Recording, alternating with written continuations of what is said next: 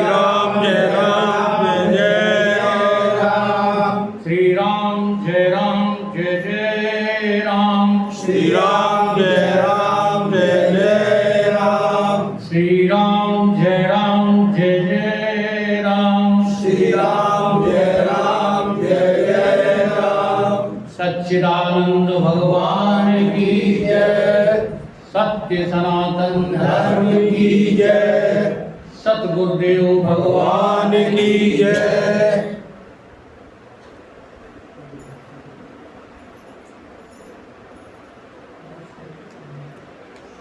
दुनिया में जितने भी जीव हैं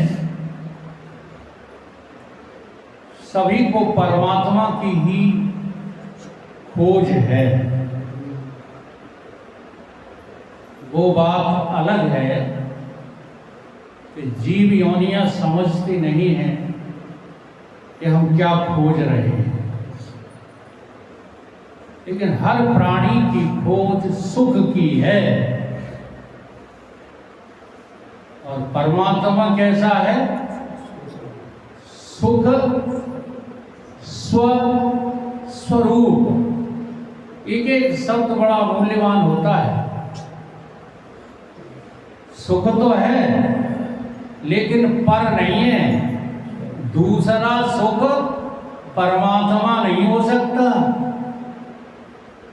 अपना स्व ही जो सुख रूप है उसी का नाम परमात्मा है।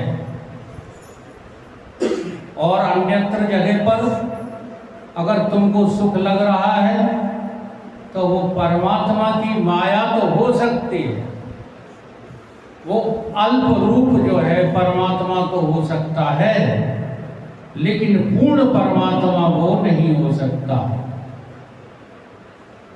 यो वे भूमा तत् सुखम। श्रुति कहती है कि आत्मा कैसा है?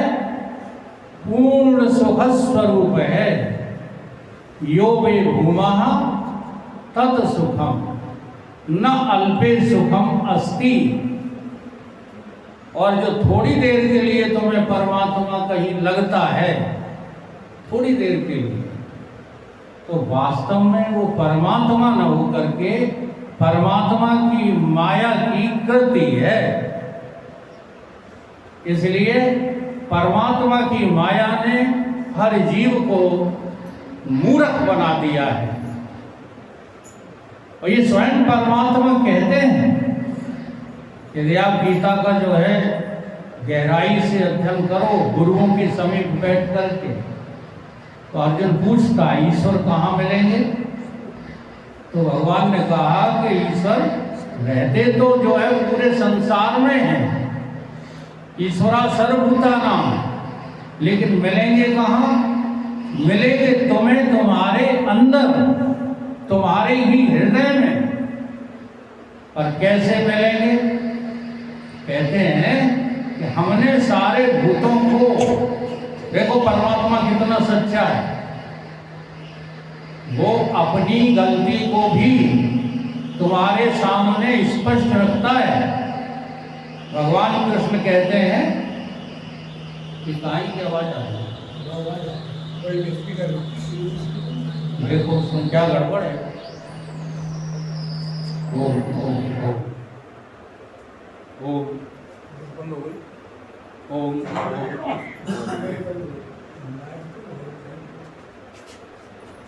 हरि ओम हरि ओम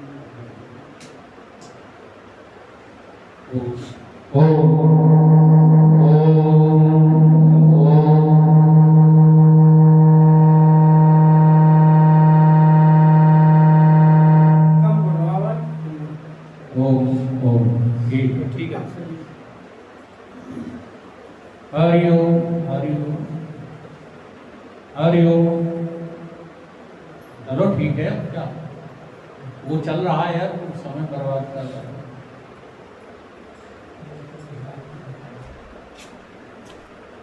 ईश्वरः सर्वभूतानां हृदय से अर्जुन तिष्ठति। हृदय में भी सबको नहीं मिलेगा। क्यों? क्योंकि ईश्वर कहते हैं कि हमने सारे भूत प्राणियों को भ्रमा दिया है। कैसे भ्रमा दिया है?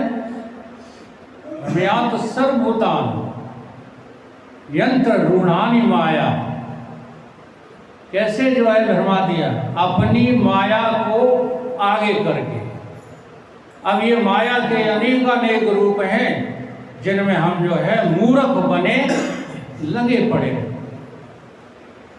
इसलिए संतों ने कहा, गोस्वामी तुलसीदास जी के समकालीन संत ने कहा, मूर्ख को प्रतिमा परमेश्वर।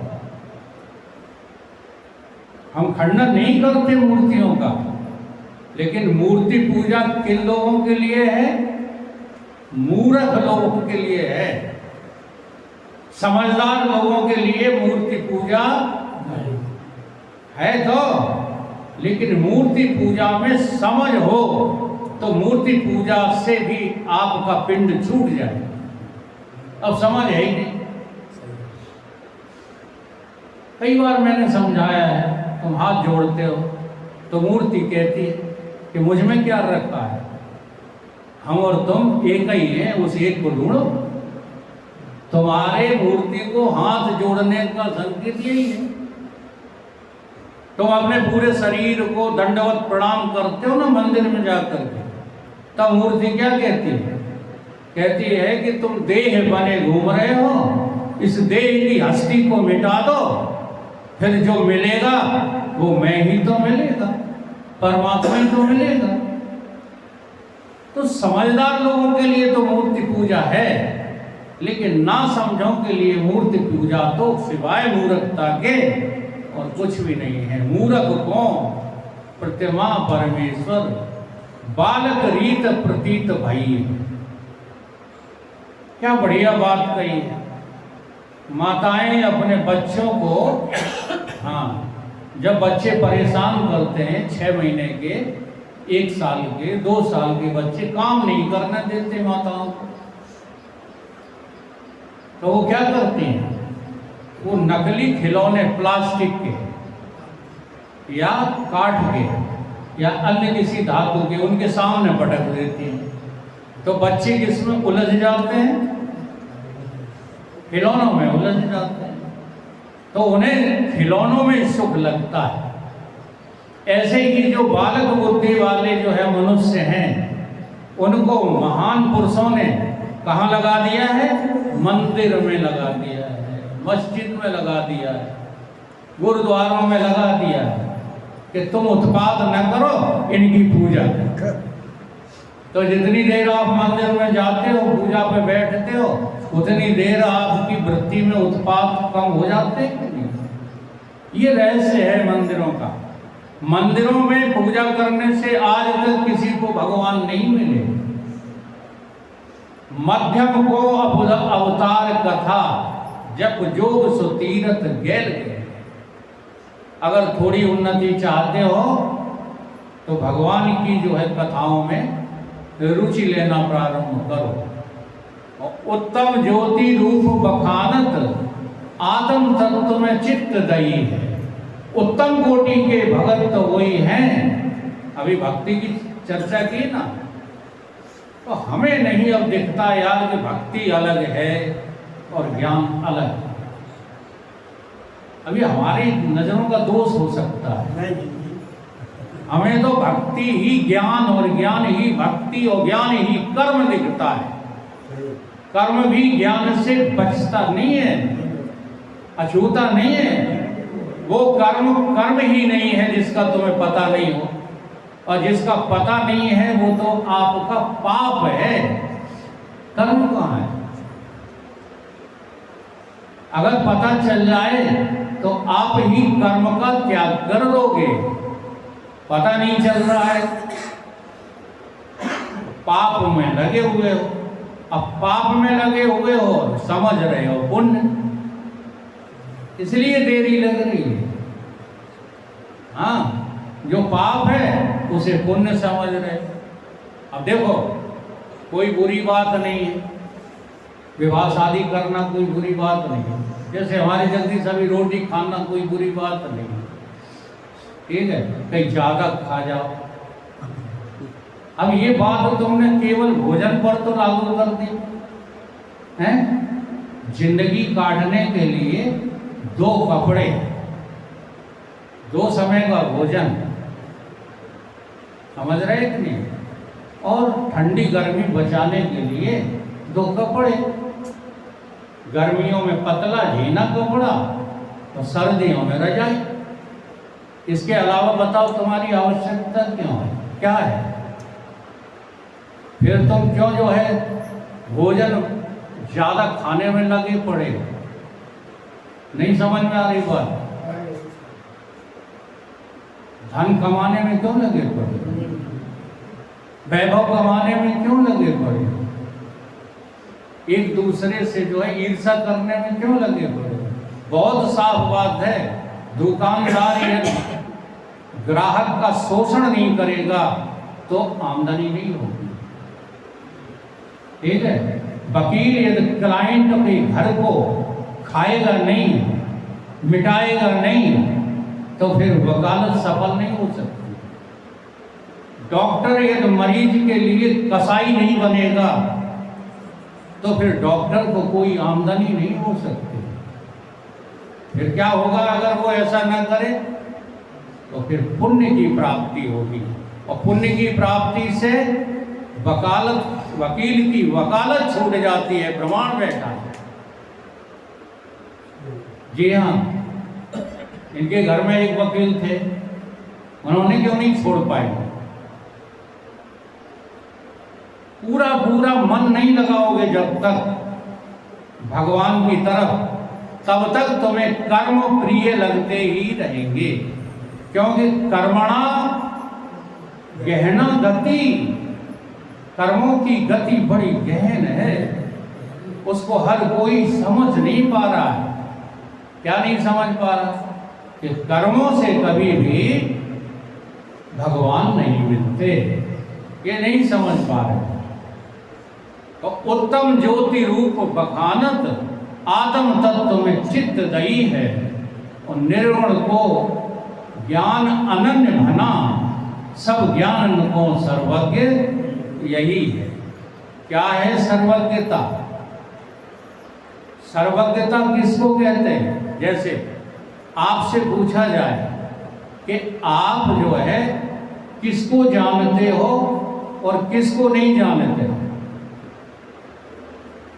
तो आप तुरंत फैसला दे देंगे कि जिन जिन से हमारा परिचय है उनको तो हम जानते हैं, और जिन जिन से हमारा परिचय नहीं है और उन्हें हम नहीं जानते, यही तो कहोगे। तो ये सर्वज्ञता तो नहीं। सर्वज्ञ का ये अर्थ नहीं है कि भगवान कहीं से 7वें आसमान पे बैठा और तुमको देख रहा होगा। क्या कल्पना करते रहते? भगवान देखता होगा। कहाँ से देखता होगा? आकाश, 7वें आसमान से नहीं। अंदर भी जो है कहना अज्ञानता का ही विषय है। अंदर है तो बाहर नहीं है। गड़बड़ रखी है, गड़बड़ रखी है कि नहीं? लेकिन जो कहा गया है कि तुम्हें बाहर मिलेगा नहीं, उसका क्या अर्थ है? उसका अर्थ ये नहीं कि अंदर कोई गुफा बनी है और उसमें बैठा हुआ है, ये अर्थ नहीं है। अंदर का अर्थ ये है कि बाहर सब चीज देखी जाती है। क्या किया जाता है? देखी जाती है। और जो जो तुम देखोगे वो सब का सब नासी मिलेगा। अंदर खोजने की प्रक्रिया बता रहा हूं। ये तो देखोगे। अब तुम क्या है कि इन इंद्रियों से बाहर तो देखना पसंद करते हो, देखना ही पसंद करते हो, नासी तो स्वीकार करते ही नहीं। जैसे हमें हमारे पिताजी दिखते थे कि नहीं, माताजी दिखती थी कि नहीं, रहे हैं? अच्छा, अभी जो दिख रहे वो रहेंगे? ऐसी कोई जो है मां ढूंढ के लाओ जिसने बच्चा पैदा किया हो वो अमर हो गया। सारी माताएं कौन से बच्चे पैदा करती हैं? मरने वाले या अमर बच्चे पैदा करते हैं? देख लो, किसी भी माता ने, चाहे वर्तमान में, चाहे भूतकाल में, चाहे आगे बच्चियां जो माँ बनने वाली हैं, सबने कौन से बच्चे पैदा किए? अच्छा, हम और आप किसी माँ के बच्चे हैं तो बताओ ईमानदारी से, मरोगे कि नहीं मरोगे? मैं जो कह रहा हूं उसकी बात, पैदा हुआ बच्चा, चाहे भले आज बूढ़ा हो गया हो, मरेगा कि नहीं मरेगा? इसलिए नियम क्या मिलता है? नियम हमको ये प्राप्त होता है कि यद यद जन्ये, हाँ, जो जो जन्मता है वो मरता ही है। ऐसा हो ही नहीं सकता कि जो जन्मे वो फिर मरे। तो तुम जन्मे हो कि नहीं? अब जन्मे हो तो मरने के लिए तैयार क्यों नहीं? देखो, बहुत सच्ची बात कह रहा हूं, अभी अभी परीक्षा ले लो, मरने के लिए कोई तैयार नहीं है, जन्मा हुआ।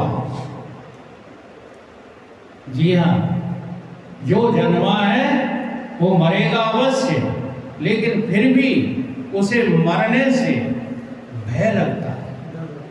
तो इसकी वजह और कुछ नहीं है, इसकी एक ही वजह है कि तुम इस आत्म तत्व को जानने की रुचि नहीं रखते, बाकी सारी बातें जानना चाहते हैं, लेकिन जो सच्ची बात है उसमें रुचि नहीं। देखो, रुचि की बात कह रहा हूं मैं, बुरा मत मानना कोई।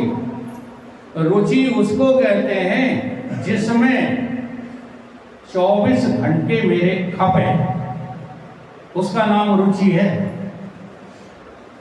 नहीं समझ में आई? 1 घंटा भी हमारा बर्बाद नहीं होना चाहिए इसमें रुचि में से, उसका नाम रुचि है। और ये कोई रुचि नहीं है कि सत्संग में आते हो, माया साथ में लिए चले आते हो, हेलो जरा बच्चे भेज देना, ये रुचि है। हम किसी पे व्यंग नहीं कसते भाई साहब, हर किसी की आदत है, किसी में दिखाई दे जाती है, वो इसलिए दिखाई दे जाती है, सच्ची बात बताऊं, कि उन्होंने अभी स्वीकार ही नहीं किया है कि मुझे तरना है, इसलिए कोई परवाह नहीं है। गुरु कोई हवा नहीं होता, गुरु कोई दादागिरी नहीं करता, गुरु कोई नेता नहीं होता, प्रधानमंत्री नहीं होता। गुरु तो वो होता है जिसमें तुम्हें इतनी श्रद्धा हो जाए, इतनी श्रद्धा हो जाए कि गुरु जो करेगा वो सही करेगा, बाकी सारी दुनिया गलत करेगी, वो गुरु होता है। बिना श्रद्धा के कोई गुरु नहीं है। हाँ, हमें किसी का गुरु थोड़ा ही बनना है, हम तो जो है अपने गुरु के शिष्य होने के कारण से गुरु हैं ही, चाहे तुम हमें बनाओ चाहे हमारे सिंगार करो, हमें क्या लेना देना। हमें, हमारे पास तो गुरुता आ चुकी है, बस ये मेरे लिए पर्याप्त है। अपने आप को जो है ढूंढो सबसे पहले, परमात्मा फिर मिल जाएगा आराम से। तुम अपने को जो है बिल्कुल नहीं ढूंढते। सदियों पहले जो बने हुए थे बाप, बाबा, अय्या, कक्का, काकी, वे ही बने हो। लगता नहीं है एक सेकंड को भी ये सब हम नहीं है। अगर नहीं है तो इसमें रुचि क्यों है? जवाब तुरंत मिलता है, अगर हो तो रुचि नहीं होना चाहिए। अब रुचि है तो तुम अभी जो है जन्मने वाले हो, और जन्मने वाले बने रहोगे तो तुम्हें मरने से कोई रोक नहीं पाएगा। साक्षात भगवान भी तुम्हारी जो है मृत्यु को टाल नहीं सकते। अगर मरने से बचना है, हाँ जी, और देखो बचने के लिए तो फिर रहे हो, ऐसा संसार में कोई ढूंढ करके लाओ जो मरना चाहता हो। सब बचना चाहते हैं मरने से, नहीं तो डॉक्टर के पास हम क्यों जाते हैं? मुकदमे में मुझे फांसी की सजा न हो जाए तो हम वकील के पास जाते हैं, ये और कोई बात है? हर स्थान पे देखो तो मरने से डरते हो। कोई कितना भी बड़ा दुस्साहसी क्यों ना हो, जैसे कोई पूरे एरिया का दादा है, उसके डर के मारे हाँ एक फोन भी यदि वो कर देता है भिंड में किसी को भी, दादा है ना वो, उससे सब डरते हैं। क्योंकि एक बात बताना, ऐसा दुस्साहसी व्यक्ति भी अपने साथ में दो इधर दो आगे दो पीछे पचफेरा लेकर क्यों चलता है? खूब सोच के बताओ। और तुमने किसी पहुंचे हुए संत के साथ ऐसी दशा देखी है? और मैं सच बता दूं, अगर कोई साधु भी इस तरह पचफेरों के बीच में चल रहा है तो वो साधु नहीं है, राजा हो सकता है, प्रधानमंत्री हो सकता है, मुख्यमंत्री हो सकता है, लेकिन साधु नहीं हो सकता। क्यों? क्योंकि साधु को तो पता है कि हम मरते ही नहीं, पता है, केवल वाणी का विषय नहीं है। इसलिए एक चीज और गहरी बताने को आप, बहुत से लोग सत्संग इस प्रश्न पर छोड़ देते हैं कि परमात्मा किसी का विषय नहीं है,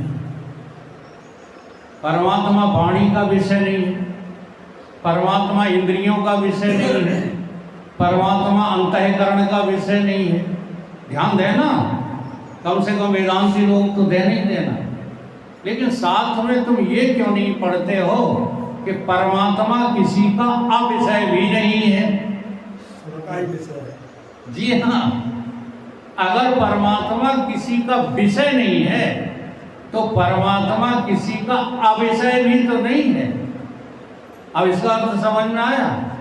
अविषय होने का मतलब है कि कोई वाणी, कोई बुद्धि, जाने या न जाने, एक आदमी, एक माता कोई खड़ी होकर कह दे कि हम अपने गुण ही जानते, कोई कह सकता है? यही है परमात्मा का अविषय होना। तो परमात्मा किसी का विषय भी नहीं है और परमात्मा किसी का ज्ञान स्वरूप होने के कारण किसी का भी अविषय नहीं है। बड़ा ये सोचने की बातें हैं। जिस परमात्मा को हम ढूंढते फिर रहे हैं उसे जरा ध्यान पूर्वक देखो तो सर्वनिवासी है। बैठ जाते रहते तो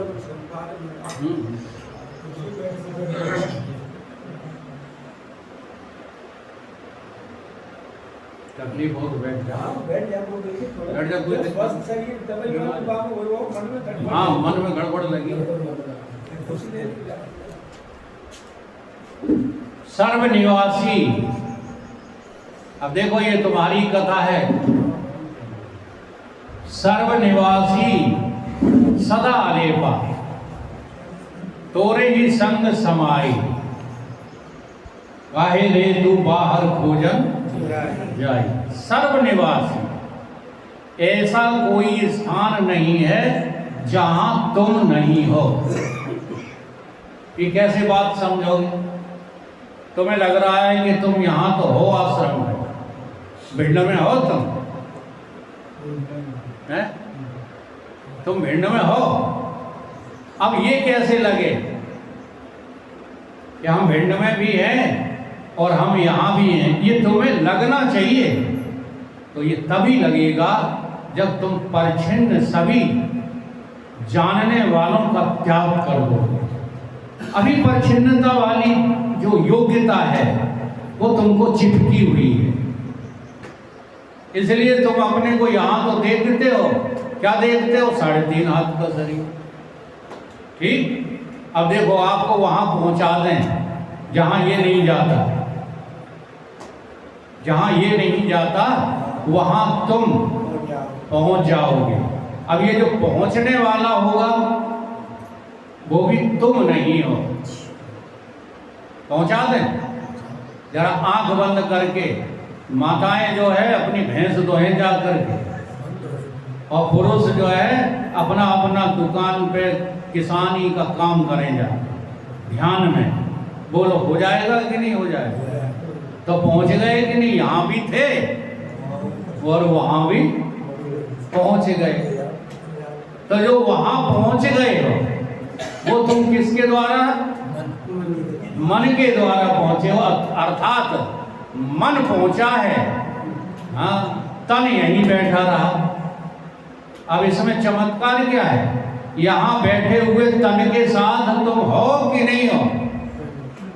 और जहां तुम्हारा मन गया है भैंस धोने, वहां तुम हो कि नहीं हो? बोलो। तो तुम दोनों स्थानों पर हो, यहां भी हो और वहां भी हो, लेकिन तन यहीं है, मन वहीं है। तो तन और मन का साथ छोड़ दो, तुम्हें तुम्हारा पता नहीं है। तुम कहीं ना कहीं कुछ ना कुछ बने रहते हो। इसलिए मैं की ममता मार लो और मैं की कर लो जांच। ये मैं ही तीनों से परे है, 3, 4 और 5। तुम्हें 3 गुण बांधे हुए हैं। तुमको ये तुम्हारा मन, बुद्धि, चित्त, अहंकार चतुष्टय बांधे हुए है। हाँ, वो नहीं बांधे, तुम उन्हें स्वीकार किए बैठे हो मैं के रूप में। यही तुम्हारी जो है क्या है? अज्ञानता है, मूर्खता है। इनको त्याग दो। कैसे? तो फिर आगे जो है संत ने इसी जो है छंद में कहा है, पुष्प मध्य जो बास बसत है। ये मुझे देख के ही याद आ गई। पुष्प मध्य जो बास बसत है, मुकुर माए जैसे छाही, और तैसे ही तुम बसो निरंतर इसी घट में खोजो भाई। तो पहले तो तुम इस समय सुगंध खोज के दिखाओ। टोरे कहाँ है सुगंध? दिखाई दे रही है? तो क्या आकार है उसका? चलो घ्राण से पता लगाओगे, कहीं सूंघो तो सूंघ रहे हैं, लेकिन सुगंध का जो है नासिका तो बता रही है सुगंध को, लेकिन सुगंध आकार के रूप में पकड़ में आ रही है क्या? आकार नहीं आ रही है। जब ये विषय तुम्हारी पकड़ में, आकार में नहीं आ रहे, तो तुम परमात्मा को जो सारे विषयों से रहित है, उसको तुम कैसे देख लो जरा? उसको तुम कैसे पकड़ लोगे? पुष्प मध्य जो बास बसत है, और मुकुर माए जैसे छाही।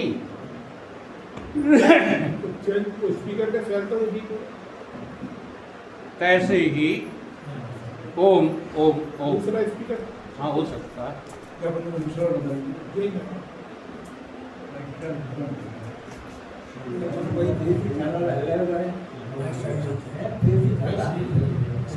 ओम ऐसे ही हरि बसे निरंतर। अब बोलो, पूरे फूल में खुशबू है कि नहीं? कौन से भाग में नहीं है? सब में है। ऐसे ही हरि माने आत्मा बसे निरंतर घट में खोजो भाई। अंदर बाहर सब जगह हरि का वासा, यह गुरु ज्ञान बताई। पर जन नानक बिन आपा चीने, मिटे न भ्रम की काई। काहे रे तू बाहर भोजन जाई। तुम्हारा भ्रम जो है वो तभी मिटेगा जब तुम नाशवान चीजों से चिपकना छोड़ दो। और तुम ही तुम जहां देखो वहां तुम ही मिलोगे। हाँ, जरा खोजो तो। मैं खोज करते ही तुमको पाया।